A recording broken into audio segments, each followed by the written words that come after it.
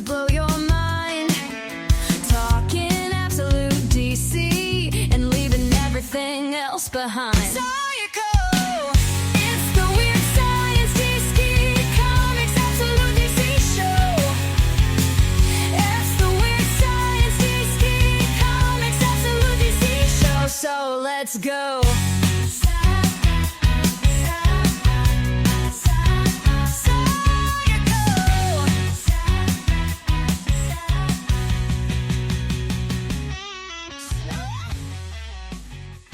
Hello, everybody, and welcome back to the Weird Science Absolute Comics Show. I am here with my man, Gray. What up, Gray? Hey, what up, Jim? I tell you what, long time no see. How are you doing? I know. I haven't talked to you in at least 7 years.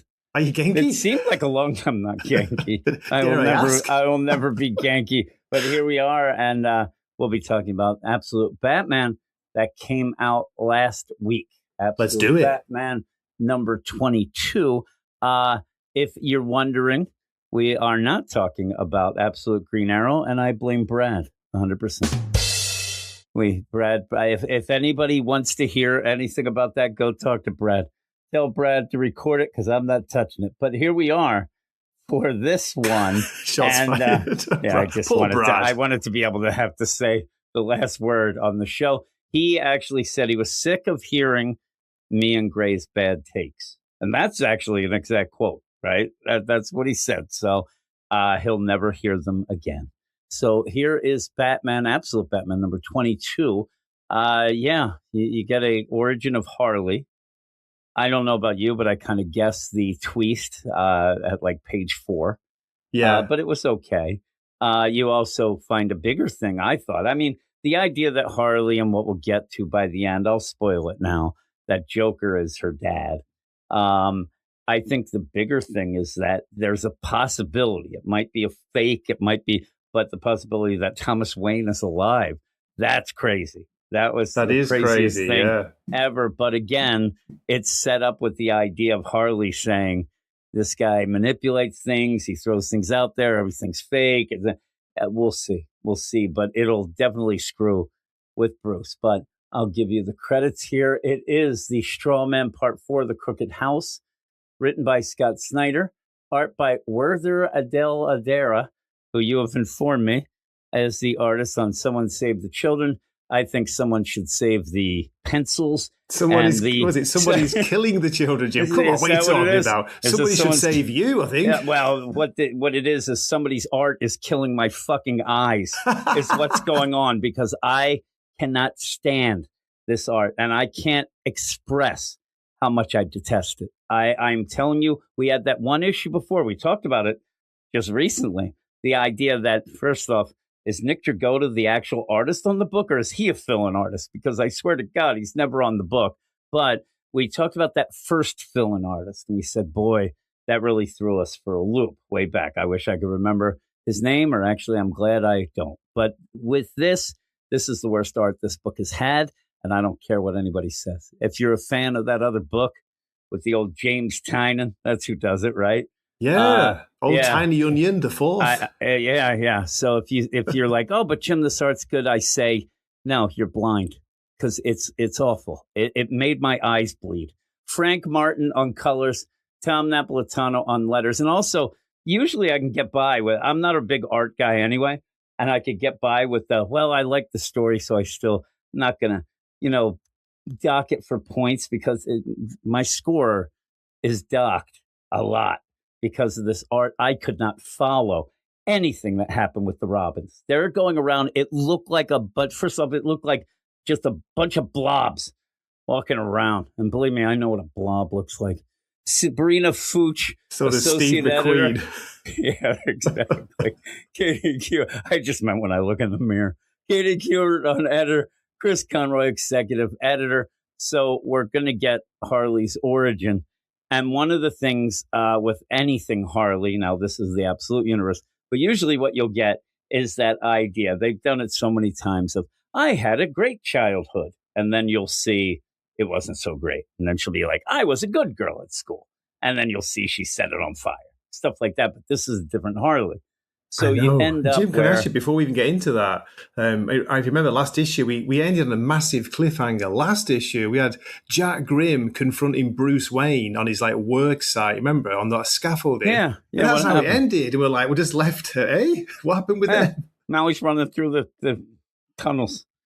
I don't know. Weird. I don't know. I actually, glad you said that, because when I first started, I was like, I remember the last issue. I had to go back and I looked, and I'm like, oh, yeah, crap. What are we going to see? Then we start this, and I'm like, all right. At first, I thought what Scott Snyder will do a lot of times is he'll leave you on that cliffhanger, and then we'll go off on just a separate thing. It'll be a full Harley story. Leave us hanging with Bruce, and we'll have this full Harley story of like, oh, man, this is crazy. No, he's there. So I guess he's fine. I guess it all worked out for him. But you start out with this 13 years ago, Gotham City outskirts, and you see this house. It looks just like a country. It looks like the house that's in Inglourious Basterds at the beginning. I'm expecting the girl to run out while the Nazis are drinking milk. Little House on the Prairie? No, yeah, exactly. Really. So it's kind of like that. But it's called the Crooked House.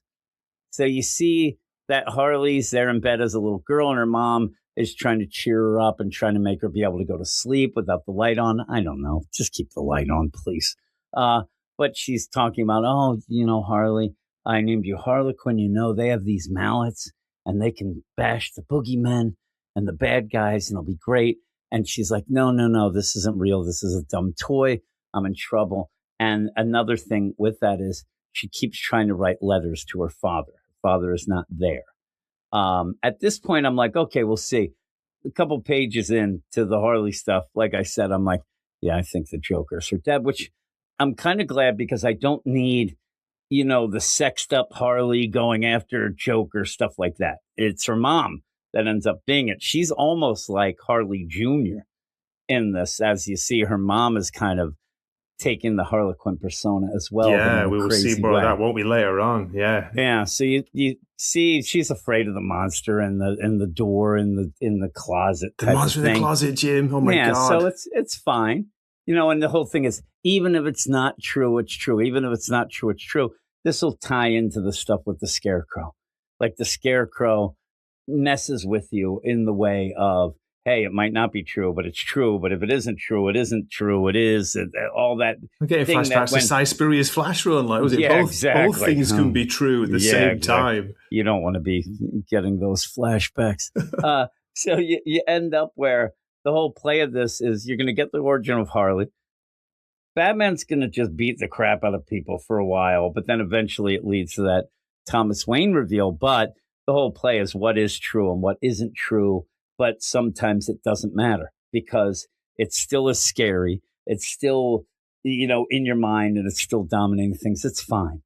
But you end up, while this is going on, where Batman and Harley are just going around, she comes to save them, and she uses her mallet and bashes the crap out of some cops. Do you like the way she's got a Darth Maul double lightsaber, double-headed mallet? It's crazy. But again, she's telling this origin to him as they're fighting. So you'll see a fight, and then it'll stop, and Batman will say, come on, be quiet. Yeah, I don't need to hear Harley, this. No more talking. Not really playing Bruce as a nice guy. And I know that sometimes he isn't. But by the end of this, Scott Snyder's playing, I guess, the idea of Batman does make his own villains. Because by the end, Harley leaves and says, I ain't working with you guys anymore. This is bullshit. Before she tells him, hey, by the way, Jack Grimm's my dad, which is very big. Very important. Yeah. Again, if it was me, I wouldn't be able to keep the secret. By the end, I would have said it as I left. But at one point, they even start fighting each other because, he wants to be left alone. Going back to Batman, Jim, he's been a bit of a dick too, isn't he, throughout the whole issue? He really is. He's acting really strange. I don't get this. And I don't get it either. And I don't get the idea. Like, at this point, I'm liking him less than when it started. Yeah. And I don't know why that is. I don't know why he wants to do this idea. I get I'm a loner, hey, I'm a scowling jerk. Like, Bruce is always like that, but you always get that play that he's nice. He's just doing that because he doesn't want people to get hurt. I don't get it in this.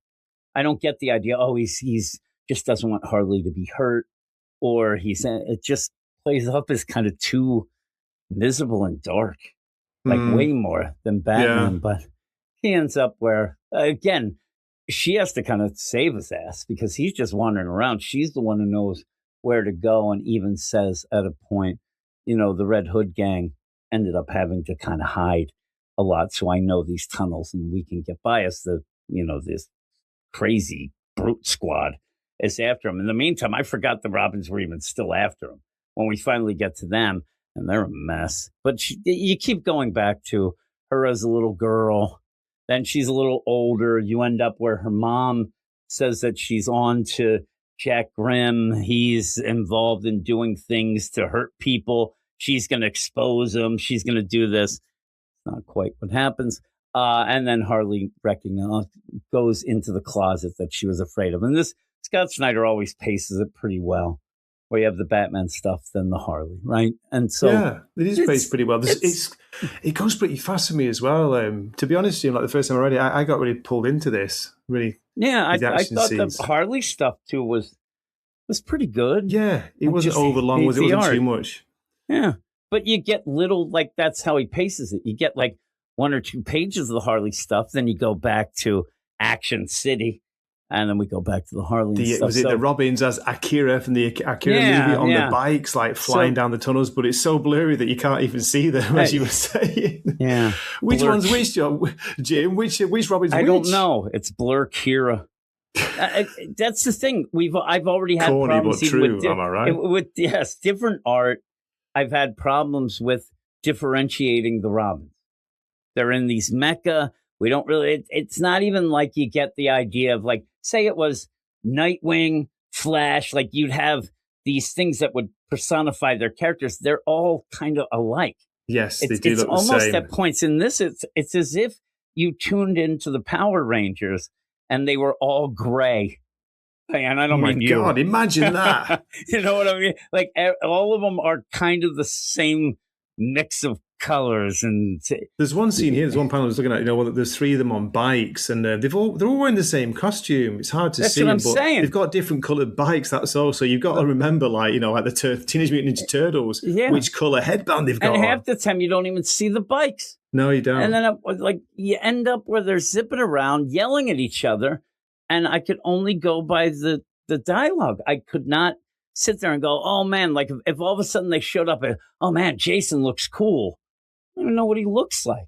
It's just a blob. We go back to Harley, though. Harley, I like when she goes to fight down in the sewers against the cops where she throws her jacket off. It is very like anime action movie manga type deal throughout this whole thing, which is kind of cool. Can you not say, Jim, at times there are a little bit of Nick Dragotta-esque look to it. I think, like, the artist, is it Werner? He went for trying to not copy him, but he tries to put a bit of that. It does look a bit different than Something Is Killing the Children. Like, there's a panel where Batman's being enveloped by a bunch of hit squad guys, the Brute Squad. That looks pretty cool. But then you see Harley, I'm like, look at her. Like, she looks crazy. And then she throws her coat off, that spats against the wall. Spat. I don't know what she's been doing. Crack. And then I get the progression here where she's jumping around and acrobating around. But by the end, I'm just like, I can't even see what's happening. So, no, we don't get much detail. It's kind of, so then it's very limited. This is the thing, too. This is kind of a bigger, weird little big scene where they get to this grate. But it's down the lane here. And Batman goes, you expect me to fit through that? I'm like, is it small? Is it whatever? Because I don't get the perspective. It looks tiny because you can see it from behind their feet. But it's like, are they next to it or are they down? Are they far away? It feels like they're far away. And so I'm like, okay, well, if they're near it, that's pretty crazy. And then she just goes beep boop on the wall. And then the next thing you know, it's like, it doesn't even go through a progression because even as she's like going there and they get real close, it seems tall enough. I thought she goes, what are you, an idiot? You're so dumb sometimes. I thought she was just going to tell him to go sideways. thought he was saying it was too No, if you look wide. at it when it opens, like in the very, very bottom two corners, you can see the original little grate. Yeah. There you go, It becomes huge. It becomes huge, which really got me when I was like, what the That's hell? the thing. It goes from This massive tunnel. It goes from 2 foot to 20. You don't need that much. And also, close it when you're done. I know. Are you stupid? The Robins She goes arrive through it. on the bikes and they're like, hey, what's this? That wasn't here before. Into the darkness we go. The Purple Ranger says this was not here. And the Green Ranger says, what the hell, Jim? I don't even know what's going on with these people. Look at these things. I'm telling you, when you get the magnifying glass and look at it, it's nothingness. It's a bunch of just colors splotched together. Ooh, have you got your magnifying glass, Grandpa? I do. Hey, I got my ear horn. Hey, love. Can you speak louder, Sonny? So then you go back to Harley again.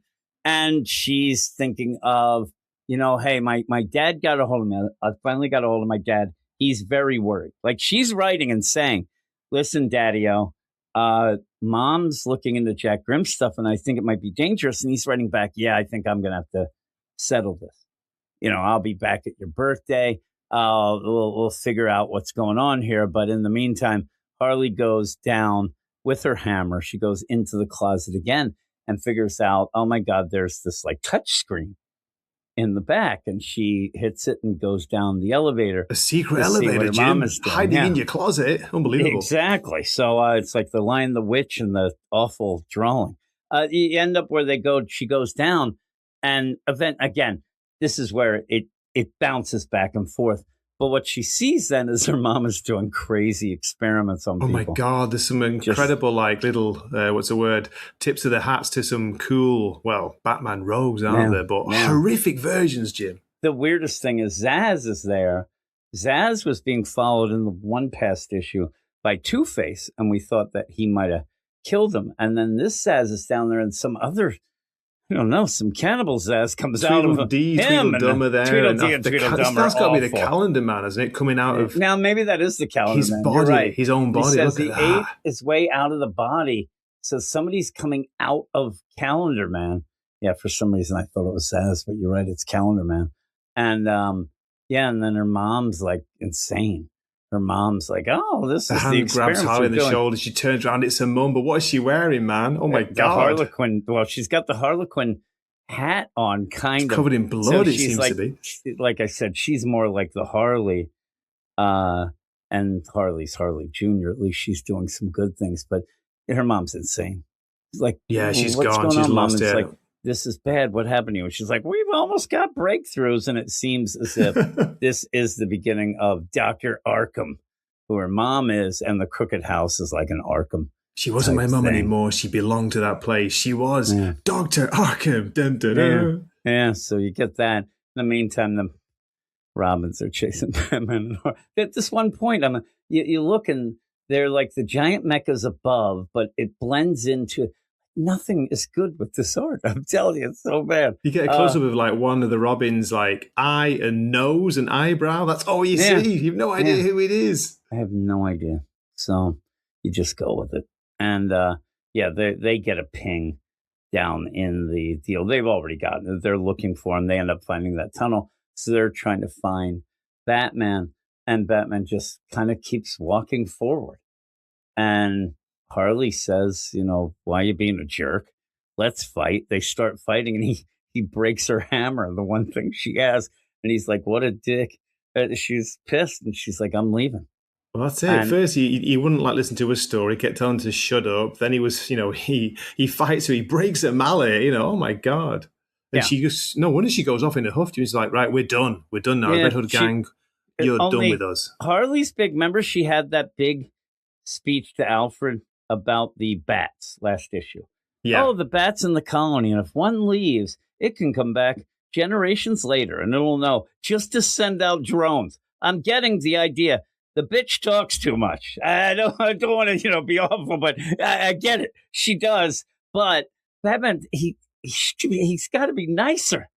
And then she starts talking too much. She goes, it's good.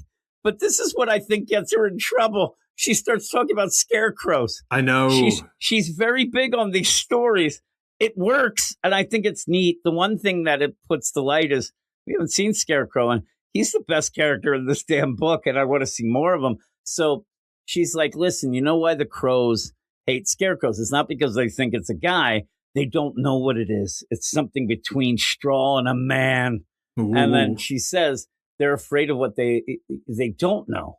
Yeah. And that's the thing. Grimm and his kind pump billions into making people feel scared and angry. They use people like Scarecrow to point out the anger and fear at some enemy that isn't real, a ghost. It ties back to her being afraid of what's in the closet. It goes back to everybody's afraid of, oh, there's a monster under my bed.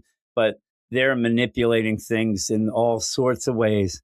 She knows, isn't she, Jim, you know, Batman's, he's on some kind of course. He's heading somewhere. We don't know where. We'll find out later on. But she's trying to like say, look, you walk into the handspace, don't you know they're playing you? And he says he does, doesn't he? He says, yeah, look, I know that. Yeah, but he goes anyway. He goes, that's what I'm going to prove tonight. Now leave me alone. She goes, you think I don't know that? When it says, not the Joe Chill part. But again, his mom being part of the Court of the Owls, Harley knows all this and says, don't worry about that. It might be true. It might not be. Who knows? But, you know, the Joe Chill part and definitely not what you're after. And he's going to see if his dad's grave has a body in it, which is it's the worst. What if it does? What would you do? Like, you're like, I know there's nobody. And then open up, oh, there's my dad's skeleton. You're like half-rotted body. Yeah. Be like, oh, my God. And she says, don't you get it? He's playing you. He publicized Gordon's death so people would doubt you. Then with Chill, he buried the fact that you were there. Why? Because he's telling a story about you. And that's what he said in the last issue. You know, you can't die and whatnot. You know, we're playing the story out and I'm having fun. So, and he says, I'm telling you, someone else will die. She said, and so if I have to stop you, I will. That's where, you know, they end up fighting and whatnot, but she leaves. She ends up saying, I'm done with the working relationship. F you. I'm out. Again, then we see where Harley, as a girl, comes flying out of the closet and her dad has arrived to make things right. You know, I mean, at this point, if somebody hasn't guessed that it was the Joker. Guess who's waiting for at the top there? Grimm, yeah. Jack Grimm, there he is. You haven't been paying attention. And you do end up, again, Batman going through the sewers to get to the crypt, to get to Thomas Wayne's grave, and then starts digging, and it's empty. So, again, the way that what Harley was saying, that might mean his body was taken. They went and grabbed it. He's alive, whatnot. It'll continue to, I think, the better twist than Jack Grimm being. Again, you say, Harley's like, I'm done with you. I'm not going to help you anymore. Then to reveal, oh, Jack Grimm's my dad, like kind of extraneous info maybe. Now, I know that it's to set up her being, I still wouldn't think she'd be his villain, Batman's villain, you know, because she's not bad like that. It's not like the idea that, you know, Bruce ended up doing stuff and turned her into a crocodile. Like, that's bad. Maybe just because he broke her favorite mallet, Jim. Well, that would be the maybe thing. That's reason enough. You know what I mean? The thing is, here's the thing. The origin, the villain origin is, you broke my mallet and didn't listen to my stories. Yeah. Man, that's enough and you for put some. me on mute at one point. He used some kind of device to cut off his cowl. He should have done it more subtly. Mode. He should have done it more subtly and just kept nodding yes. It works with me with my wife. Oh, yeah, mine too. Yeah, actually, it doesn't. She gets so mad at me. When she calls me out and says, what did I just say? I'm done. That's right. Never know. Oh, sorry, I just got to go out for a sec. And you're out of there. Get out of there. Yeah, really. I run. So she finds out Jack Grimm was her dad. And she doesn't want. No, she flees. No. Actually, before that, Jim, like Jack tells her, hey, you know, me and your mum, we got back together now. And he says, give her time pudding to the, you know, yeah, mother. give her time Had pudding. to get the pudding line in That's there, Jim, the worst. somewhere. So, yeah, so there's a different classic Harley, which is Harley's mother. Yeah. Harley Jr. here is kind of good, but Batman has alienated her. So that's a shame. Get away I quite from enjoyed me. them as a team, like Batman and Harley and Alfred, as you said, you know, on the comm. Yeah, yeah, and then Batman gets a call, and this is the Bat phone. This is the Bat smartphone. Look at Smoking Joe or Smoking Scarecrow. Oh my goodness! He ends up like, "Hey there, buddy. Long time no see ya, but here, I want to show you something. And there's a guy, I haven't seen a guy this bad off and emaciated since Booster Gold in that time travel story in Tom King's Batman run when he's down chained to the wall. Remember that? That's right. That's what it looks like to me. No way. Though we do see butt cheeks in this. I didn't need to see it, but you get that's where I was glad that the art was a little bit It's off not too there. detailed. Yeah. Yeah, I didn't need a detail of his butt cheeks. But says, oh, I have somebody to show you. And like, Thomas, guess who finally called? It's your son. And he's like, Bruce, no, please don't let him see me like this. And then he let him think I'm dead. You promised. Yeah. So that's crazy. Jesus, what a cliffhanger again, Jim. Yeah. And then you got Scratchy Crows showing up. And he's like, it's not true. But that's Harley's mantra. And you see her then walking away. Even if it's true, it's not true. Even if it's so that's pretty good. The story's good. I saw a lot of people hating this issue. Oh, really? Yeah, but I think it's more the art. I think it's a lot of the art. Because by the end, it's pretty big. I mean, you get Harley's dad being Jack Grimm, and you get that possibly, if it isn't just a dupe or a mind bend, Thomas Wayne's still alive. So that is pretty insane. But what would you give it? I really enjoyed it. Like my score's gone down a little bit from my original review, but I'm going to go 8.5 out of 10, Jim. Yeah, I think I'm a 7.5. I think I would have been like 8.5, 9. Would you be a bit higher if it had been a different artist? The art was a little better. Again, I kind of kept saying it to piss people off, but I didn't like the art at all. I don't like this guy's art style. And I don't think, this book is a weird book. It has so many guest artists. So the art's all over the place at points. Really would have preferred a solid, now there's two sides of the coin. There's this where Nick Dragotta, I guess, takes a little bit of time. You get all these guest artists in, or you can go the Jason Fabok over at Ghost Machine, where an issue comes out every 6 months. I'm glad that we're getting issues, right? But it just, sometimes the art, it feels like, I don't know, it feels like Scott Snyder's doing a bit of what like Tom King does, where he wants to grab all these different artists. I'm going to get this artist. And Absolute Batman's huge, so I'm sure and Scott Snyder's huge. He could call whoever and get the art. And this is a guy who he has to have a bit of a relationship with, because he has a relationship with James Tynion, that they're close. So I get it. I just don't need it, but that's what happens. But it's still really good. I really enjoyed it. I loved Harley's reveals, some shocking reveals there. The way it was done, as you said, Jim, the way it was paced was pretty well done, even though it does get a bit wordy at times, mainly from her, telling a story. From her. Yeah. Some of it's big narration, or she's, waxing poetic about things, but it works out. It ends up telling a pretty good story about Harley. I just wish we got more with the Robins, like we could kind of differentiate them and got a bit more of their personalities even. All what you get is, you get all the Robins, right?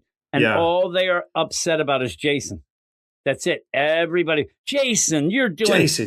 Calm down. Hey, Dick, I want to go home and go to bed. I'm not going home to go to bed. Oh, Jason, you're being so Jason. I'm like, I don't need it, but it's okay. The Robins in this issue are pretty much a non-factor. They're in it. They take up space, but I do not care about them at this point. I really don't. No. Same. I'm more interested. They've not been developed hardly at all, have they? That's no, why. I don't care about them. Nope, I don't. So we'll see. But thanks for joining me, Gray, as always. Cheers, Thanks, Jim. everybody. And if I get to it, this might actually be able to fit the entire theme song.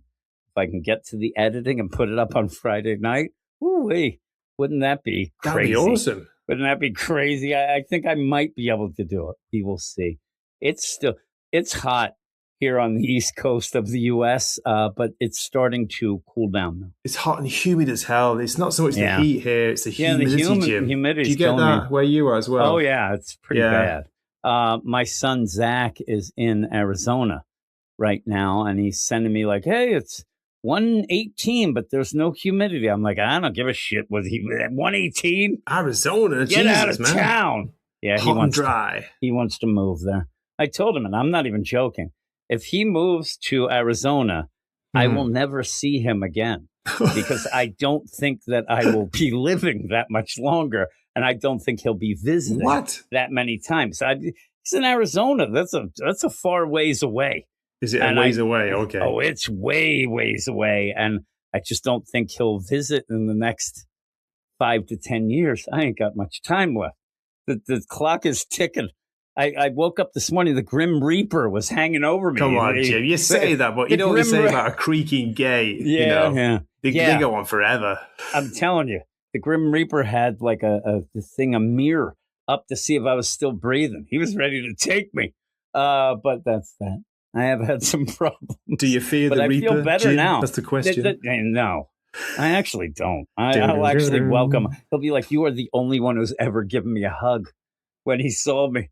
The thing though is I've been telling you, and I have been sick and had some problems. The humidity is what kills me. With not being able to breathe very well after having pneumonia and all that other bullshit, it's the humidity. It kills me. I just can't even breathe. So I have a inhaler now. I have so many things I have to take now. Oh, it sucks. Ooh, I need a utility belt like Batman just for my medicines. But we will get going. So thanks everybody. Thanks Gray for joining me. And we are out.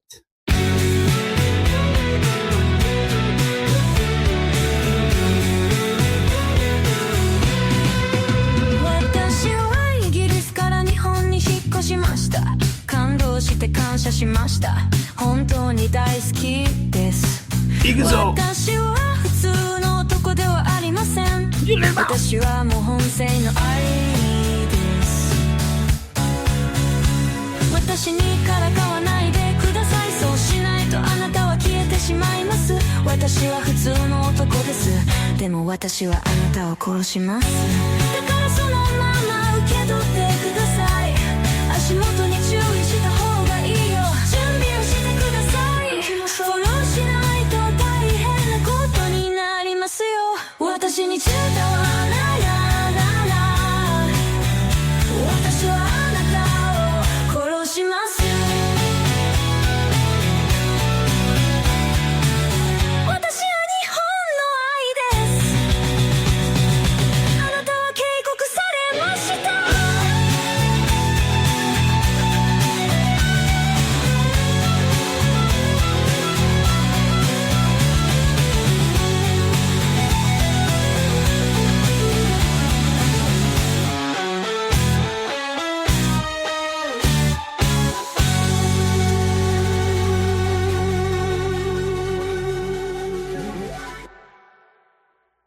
Hey, konnichiwa, minasan. It's Gray from Akasashi's Tea House over in Japan.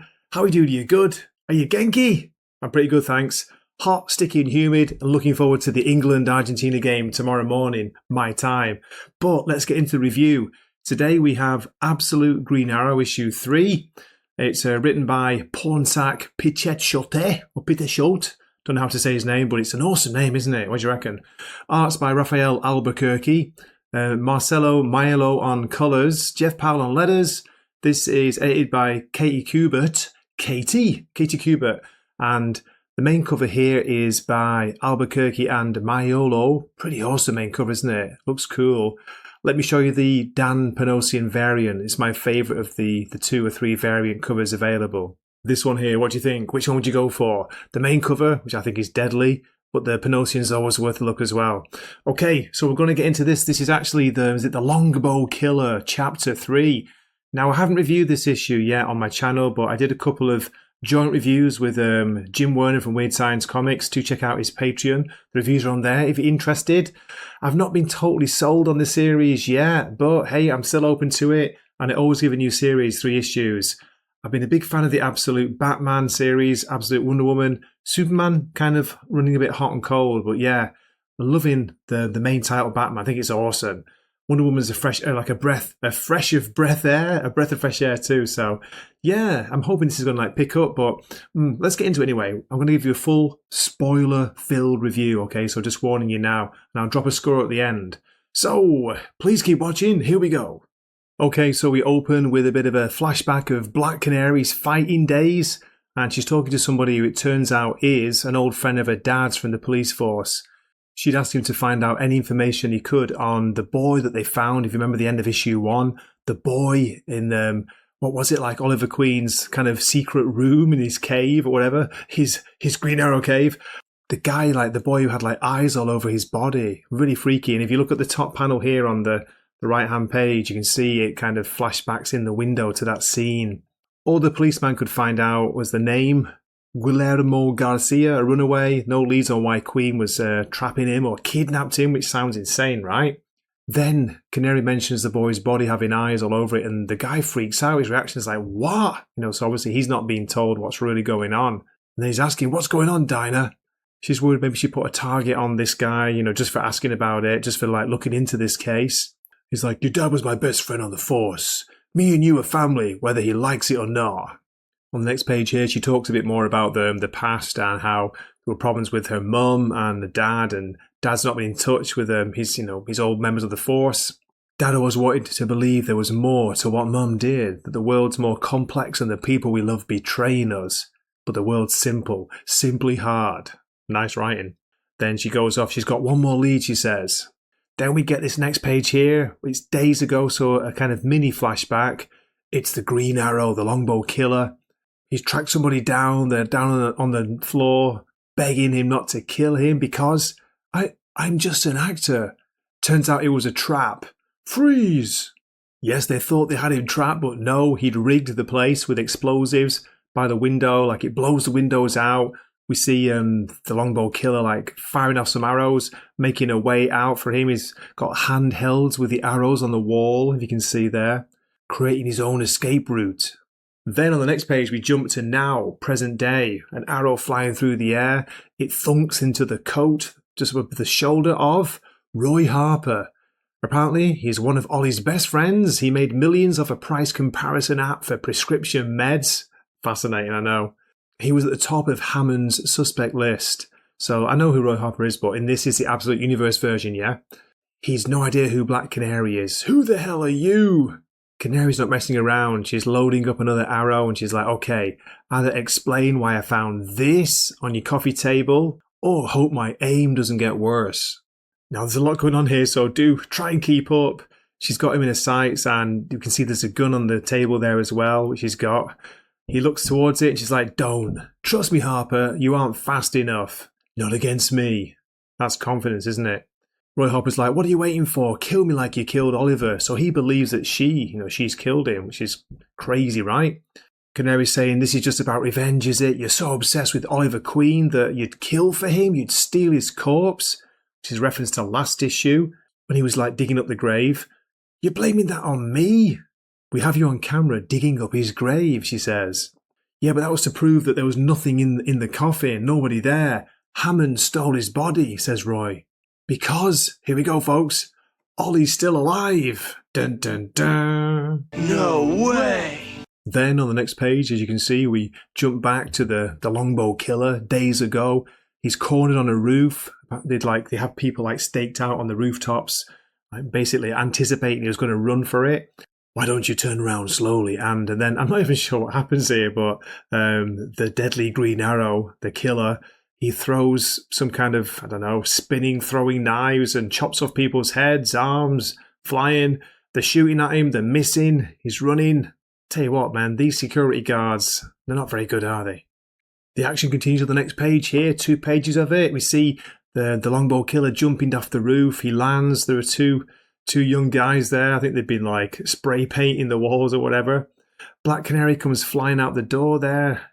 This is for Connor, she says, you damn. And she shoots, but I guess she misses because he's still moving. Then some of the guys from one of the rooftops start firing down. Damn it, cease fire. Go, go, go. The two young guys there, they help the killer here. They help him, pick him up and get him out of there. A stray bullet gets one of the Good Samaritans in the shoulder, but he seems to be okay. They help me now get out of there. Go, man, don't let them win. And we get Black Canary's narration saying, like, we'd asked our Good Samaritan later why he risked his life to protect a killer. Were they working together? Apparently after interrogation, the guy was just saying, like, everything he'd seen lately, this serial killer felt like the only one fighting for people like him. What's that meant to mean? I don't know. Again, I guess, people who are struggling, the everyday, the street people. Then we get a narration box saying, "Hi, this is Brittany Brandon, and I'm tired." On the next page, she's a podcaster, whatever, a newscaster. She's basically talking about she's sick of watching obscenely rich bullies win, tired of feeling anxious and angry, tired of being only one medical emergency away from having to beg people for online donations. Angry Joe? I don't know. She continues saying that a recent survey saying that 1 in 5 people under the age of 30 would be fined if this Green Arrow killer is never caught. "I'm not okay with a serial killer running around my city," says Brittany. Again, it's 2 more pages like crammed full of stuff. Here we go. Try and keep up, folks, because I'm kind of half lost as well. Back to now, we've got Black Canary, Dinah, and Roy Harper. She's driving him somewhere. She's worried about taking him to the cops because, Hammond would make sure he'd disappear. We get a little reference to Ollie's protege, Mia Dearden. She'd vanished. Before Connor died, he'd said that this Mia was obsessed with something called Miraclo. Also, Dinah learned that the killer's latest victim, the mysterious Edwin Zeitel, great name, was Eastern European royalty, whose family were friends with Hammond. There's a lot going on. It's a bit confusing. So she's pointing the gun at Roy, just telling him to go. I'm not sure where, but they're going somewhere. Roy's saying that after Ollie was killed, Roy says, "I knew I had to hide. They'd know he called me about going after Jubal." Obviously, Ollie's boat accident was a cover-up, right? I've done business with Hammond before, everyone has. He's everywhere. And then Dinah's like, "Oh my God, you sold Ollie out." Roy denies it. No, I didn't. What happened was he got his assistant to remove anything online that linked him and Ollie, which, of course, Dinah says that must have tipped Hammond off. Roy's panicking a bit. "I don't know what else to do. I've got my own problems." He's moaning about, alimony, paying the bills. Shout out to Jim Morrison. "You're a millionaire. I've seen your condo." And then Roy's like, "Do you know how much that mortgage is? There's barely anything left after I paid it off." And then she's, "Roy, are you high?" And his eyes, look at his eyes here in this middle panel on the right-hand side. He does look like he's on something. He looks crazy. But he answers like, "No, I'm not. You try living on the run for months. See how you are." "I don't make piss-off billionaire money," says Roy. "Ollie didn't say he could prove anything or what his plans were. I did what I could." He's just making excuses, isn't he? God, with Ollie, I just keep making the wrong call. Okay, cue a double-page flashback scene 4 years ago with Ollie and Roy Harper. They're showing off in front of each other, firing arrows as you do. Ollie's talking about, worrying about his sister, Emiko, wants her to call him, but she's not been in contact. Part of it's because of Ollie's connection with Jubal, his friendship, and Jubal's dodgy dealings. And the bottom panel of the last page, second page here, Roy's basically saying, "Yeah, we started hanging out even more after that, but I couldn't keep up with his billionaire life. So he found a crew on his level who ended up murdering him." Then we're back in present day. Dinah's still got the gun pointed at Roy, and Roy's talking about he found out what Hammond had been up to. He knows how to get to Hammond's island. Yes, Pornsack is going there in this issue again. Everyone knew that Jubal, Ollie's friend, liked underage girls. That's, he'd take them to his private islands. Jubal was in charge of getting people to the island from this airfield. And Dinah's saying, "So what? You want to what? Find the flight logs? Some proof of where the island is?" And then get this, Roy says, "Oh, I know where it is. We're standing over it." And then opens like a secret elevator, Mission Impossible style. Look at his face again here on the right-hand side, top panel. "How do you know all this?" says Dinah. And Roy says, "I've been planning it all for a long time." And if you look, there's somebody kind of behind them. They can see, is it the hooded longbow killer? Doesn't matter their background. Every billionaire gets obsessed with it. Anti-aging. Is this what it's all about? Apparently it's a $30 trillion industry now. They were working on something called Miraclo, this super steroid thing. It boosted your strength, your endurance to almost superhuman levels. Hammond purchased the assets of Tyler Pharmaceuticals to get it. Wow, I told you, this is so jam-packed with information and plot, and then this, and then that. It's like flipping it, man. And with messing around with this Miracle, this crazy super steroid, guess what they did? They managed to resurrect the dead. They brought Ollie back, says Roy, looking crazed again. Dinah's thinking, oh my God, Roy wasn't dangerous. He's crazy. Everything about this is just off. What the hell? And then we see what looks like what's the word? A skin suit. It's a very, very thin-looking body on a like a operating table. Roy's saying that Hammond had test subjects, all codenamed after nursery rhymes. Mother Goose, Hickory Dickory, Solomon, and in the background, Solomon Grundy. Like, where did this come from? It's Solomon Grundy, yes, from Batman. Solomon Grundy suddenly appears, but he's not the regular Solomon Grundy. He's got 2 different coloured eyes, and he's got crazy eyes in his body, his chest, all over, like the 10-eyed man, or like that poor boy they found in Oliver Queen's secret room in his hideout. What is going on? Oh my God. Anyway, that's the end of the issue. Whew. Where do you go from here? Okay, that's it for the review. I'm going to give a score, give a few brief thoughts, but I tell you what, for issue 3, it feels like the writer tried to cram way too much in it. It's just throwing so much in. It feels like we're going at a breakneck pace. You got to read this 2 or 3 times to try and take it all in. A lot going on. He's kind of hammering down again on the, billionaires bad, and they've all got secret islands, too much money, they don't care about regular people. Okay, fair enough, fair point, but it feels like, it's getting a bit repetitive from the first issue, second issue, third issue. Solomon Grundy, no idea what he's going to have to do with it, but I'm sure we will find out in the next issue. Yeah, the art's pretty good. Yeah, a bit confusing on some of the action scenes, as I said in the review, but okay for a score. I'm going to go between 6 and a 6.5 out of 10 for me. Okay, hope you enjoyed the review. Thanks a million for watching. If you're still here this far, I salute you. Us, give you a quick Japanese bow. This has been Gray from Japanese. Gray from Wakizashi's Tea House.